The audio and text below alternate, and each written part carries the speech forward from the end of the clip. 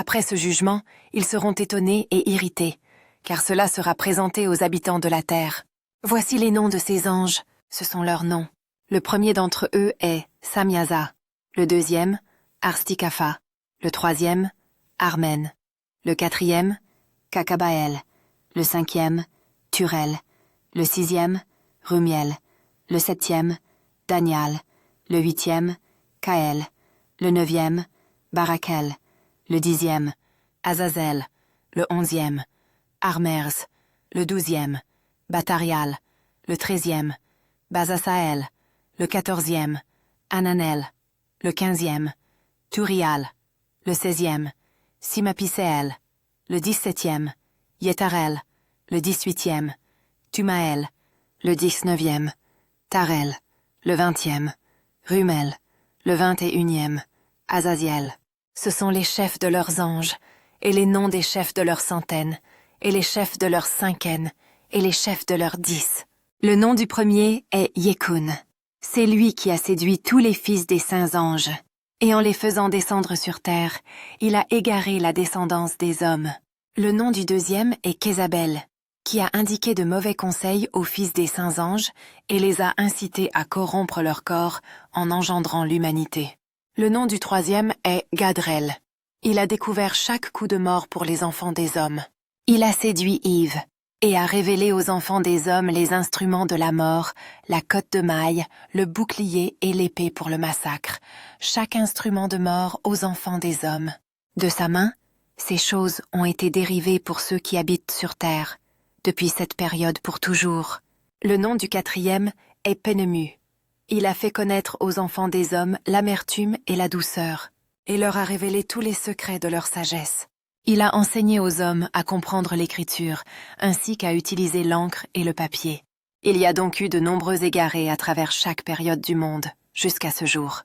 13. Car les hommes ne sont pas nés pour cela, ainsi avec une plume et de l'encre pour confirmer leur foi, puisqu'ils n'ont pas été créés, sauf que, comme les anges, ils pourraient rester justes et purs. La mort, qui détruit tout, ne les aurait pas affectés. Mais par leur connaissance, ils périssent, et par cela aussi son pouvoir les consume. 17. Le nom du cinquième est Cassiad. Il a révélé aux enfants des hommes chaque coup maléfique des esprits et des démons. Le coup de l'embryon dans le ventre, pour l'atténuer. Le coup de l'esprit par la morsure du serpent, et le coup qui est donné à midi par la progéniture du serpent, dont le nom est Tabaët. Voici le nombre du Kesbel, la principale partie du serment que le Très-Haut, habitant dans la gloire, a révélé aux saints. Son nom est Béka.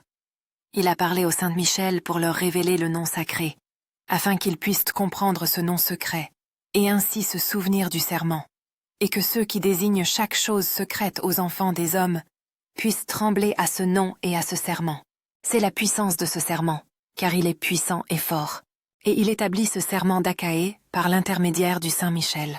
Ce sont les secrets de ce serment, et c'est par lui qu'ils ont été confirmés. Le ciel en était suspendu avant que le monde ne soit créé, pour toujours. C'est par lui que la terre a été fondée sur le déluge, tandis que des parties cachées des collines, les eaux agitées se précipitent depuis la création jusqu'à la fin du monde. Par ce serment, la mer a été formée, et son fondement. Pendant la période de sa fureur, il a établi le sable contre elle, qui demeure inchangé pour toujours.